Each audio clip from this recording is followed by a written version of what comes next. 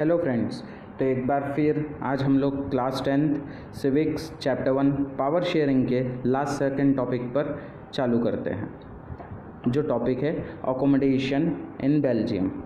अगर आप लोग यहाँ ध्यान देंगे, इसके पहले हम लोगों ने जो केस पढ़ा था वो था श्रीलंका का। नाउ आज जो हम लोग पढ़ने जा रहे हैं वो सीधे बेल्जियम की बात कर रहे हैं। सबसे पहले हम देखते हैं the meaning of the word accommodation. In a simple term, accommodation means habitation, but here we are not talking about habitation, it is about the agreement, it is about the settlement in the country. Belgium ने जब अपने देश में piece का समझौता करना चालू कर दिया, गवर्नमेंट फॉर्म हो गई। At that time the government recognised, उनकी गवर्नमेंट ने ये सोचना चालू कर दिया, why don't we have regional diversity and cultural diversity together in the country. इस चीज़ के लिए उन्होंने क्या किया, 1970 से 1993 तक अपने देश के कॉन्स्टिट्यूशन को 4 बार अमेंड किया। This you have to remember.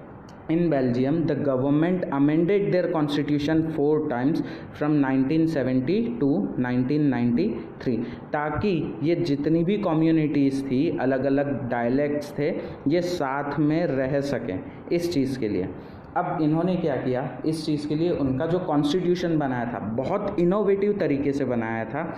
उसका सीधा हम लोग मॉडल देख सकते हैं, इनके कॉन्स्टिट्यूशन का मॉडल, जिसमें सबसे पहला पॉइंट जो दिया है, जो डच स्पीकर्स और फ्रेंच स्पीकर्स के मिनिस्टर्स थे, ये साथ में रहेंगे। इनकी जो स्ट्रेंथ रहेगी सेंट्रल गवर्नमेंट पर बराबर रहेगी, प्लस यहाँ पे कोई भी यूनिलैटरली डिसीजन नहीं लेगा। सेकंड एलिमेंट इनके कॉन्स्टिट्यूशन का क्या था कि सेंट्रल गवर्नमेंट की जो पावर है उसके अंडर में स्टेट गवर्नमेंट की पावर नहीं रहेगी। ये दोनों अपनी अपनी जगह काम कर सकते हैं अलग अलग। That means the state government are not subordinate to the central government.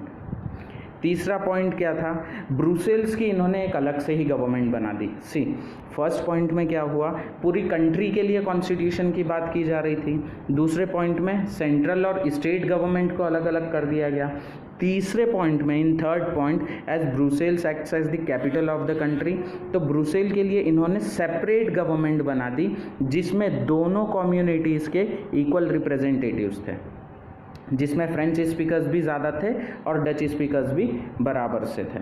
Now after this हमारे पास एक और चीज़ आती है, वो आती है यहाँ पे हमारे पास फोर्थ पॉइंट क्या हुआ, सेंट्रल और स्टेट गवर्नमेंट। यहाँ पर 2 लेवल की तो गवर्नमेंट थी, बट इसके अलावा भी इन्होंने थर्ड टाइप की गवर्नमेंट फॉर्म की, that is community government. Community government के लिए इन्होंने क्या किया, डच स्पीकर, फ्रेंच स्पीकर और जर्मन स्पीकर्स के जो रिप्रेजेंटेटिव्स थे, इन लोगों को इलेक्ट किया। लेकिन यहाँ पे डिफरेंस क्या था कि ये जो कम्युनिटी गवर्नमेंट है, ये सिर्फ डिसीजन किस चीज़ के ऊपर लेगी, कल्चरल, एजुकेशनल और लैंग्वेज रिलेटेड इश्यूज़ पर ही डिसीजन लिए जाएंगे।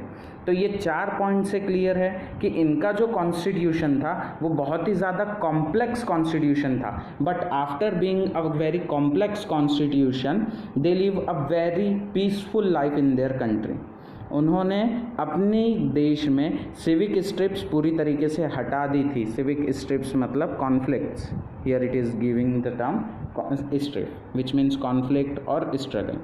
आफ्टर दिस जब यूरोप के देशों ने, अलग अलग देशों ने ये सोचा कि हम लोग एक यूनियन या एक ऑर्गेनाइजेशन फॉर्म करते हैं, तो उस टाइम उन्होंने ब्रुसेल्स को अपना हेडक्वार्टर बनाया था। One important fact over here, the European Union was formed in the year 1993, 1st November 1993। इस ईयर में इन लोगों ने ये यूनियन फॉर्म किया था, लेकिन ये यूनियन ब्रुसेल्स में फॉर्म नहीं हुआ था, ये यूनियन फॉर्म हुआ था हमारा नीदरलैंड में। ये ध्यान रखेंगे कि कहाँ पर ये